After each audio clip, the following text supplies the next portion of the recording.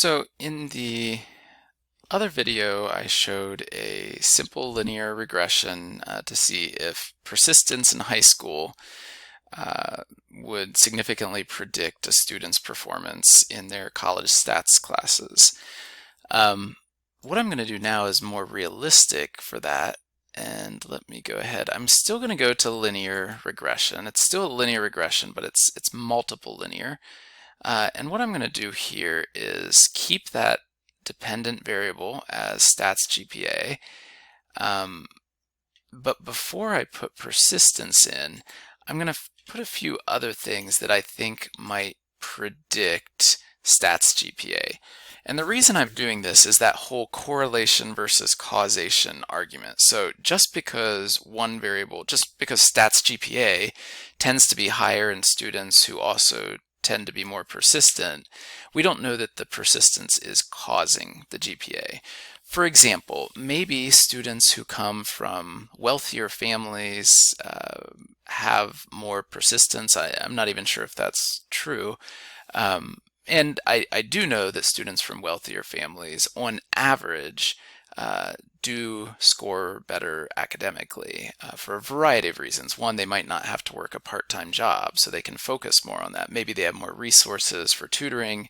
There's all kinds of explanations, but certainly on average, not for each individual student, but on average, money does correlate with higher academic performance.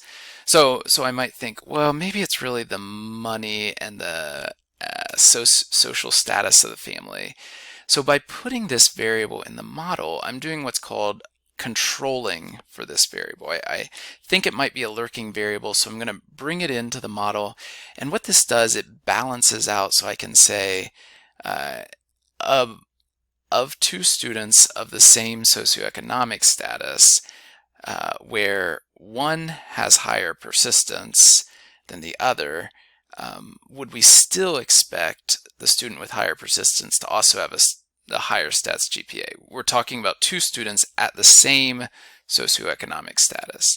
And then I'm also going to put in math score. Maybe it's just that some students are good at math or have developed skills by the time they're in high school. Their math abilities are already determined because of whatever reason. Maybe it's the education level of their parents.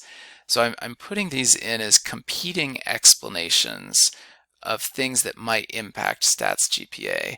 And then what I'm going to see is even if someone was the same on all these variables, would we still expect them to have a higher GPA in stats classes if they had higher persistence in high school? That's what I'm really getting at here. So I'm really slowly moving towards that causal argument is what I'm trying to do. I can't definitely say cause because there could be many variables I'm overlooking, but I'm moving in that direction. Notice also that I included the weighting variable that was up here at the top. I didn't go in depth to this in the normal lab, but I do want to mention it quickly that not every student had the same chance of getting chosen. So in 2002, the sophomores, 3 million of them, every single one of them, any one of them could have been chosen. That's true. But they didn't have the same chance of being chosen. So students from a Hispanic background or Native American would have had a higher chance of being included in the sample than, say, a white student. And the reason is because these populations that are quite a bit smaller, we want to make sure that when we pull a sample, we're getting enough of those students, enough representation, so that we can make formal statistical comparisons, which is a great thing. It's a wonderful thing. What we do need to make sure, if we're working with a sample that has that kind of proportional sampling method, that we weight our statistical tests. We didn't do this in the normal lab. It's going to tend not to impact the results too much, but since this is a little more near the reality of how research is conducted, I do want to include it here.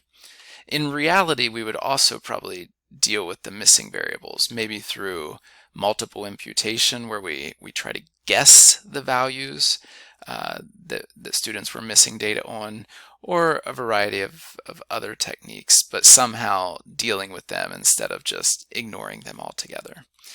One final thing here, I want to make sure that I include the R-squared change, and I also want to make sure I do the enter model so that when I click next on my second block, so my second model, it's going to include persistence.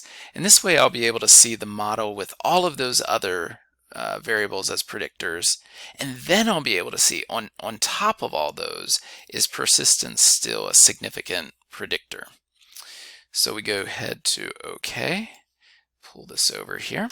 So model one is when I'm predicting, it's asking how well can I predict stats GPA using father and mother's education, the student's math score on a standardized test, the family's socioeconomic status. Can I predict stats GPA? And the answer is yes. This number is below 0.05, so I have a statistically significant set of predictors. And then how well can I predict it? That's the R-squared. This is practical significance, effect size. So 8.3% of the variation in stats GPA can be predicted if you know the student's variables values on these variables. But now what we were really wanting to look at is on top of all those. So for a student who's roughly at the same level in all these variables, are the students who are more persistent in high school still going to perform better in their statistics classes on average? And here again, for that second model, we do have a statistical significance. Does it add a huge amount? This is our total amount of the variation it predicts, so 9.6%. But we already accounted for 8.2%. So the R-squared change here is only 1.4%. Not a huge amount. So it is a significant predictor, but it's not that practically significant once you account for all of these things. So one final thing we can do then, well, there's lots of other follow-ups we could do, but one major thing would be to look at the coefficients table and kind of compare these predictor variables to each other. Which ones are doing the best job at predicting? And the unstandardized is going to measure it in the original units, which is hard to compare. So let's take a look at the standardized here.